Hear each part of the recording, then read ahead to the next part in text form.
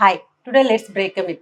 Cow or buffalo milk తాగడం వల్ల early puberty వస్తుందా, అంటే పిల్లల్లో తొందరగా పీరియడ్ స్టార్ట్ అవుతుందా? Cow or buffalo milk production increase అవ్వడానికి ఇంజెక్షన్స్ ఇస్తున్నారు, లైక్ ఆక్సిటోసిన్, గ్రోత్ హార్మోన్ ఇస్తారు. దానివల్ల మిల్క్ ప్రొడక్షన్ ఇంక్రీజ్ అవుతుంది.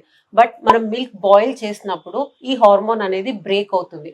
ఒకవేళ బాయిల్ చేసినప్పుడు బ్రేక్ అవ్వకపోయినా మనం మిల్క్ తాగినప్పుడు మన gastric juices and intestinal enzymes వల్ల ఆ మాలిక్యూల్ బ్రేక్ అవుతుంది, స్ట్రక్చర్ లూజ్ అవుతుంది. సో అది తర్వాత మన బాడీలో అబ్జర్వ్ చేసిన ఆ మాలిక్యూల్ కి ఎఫెక్ట్ ఉండదు.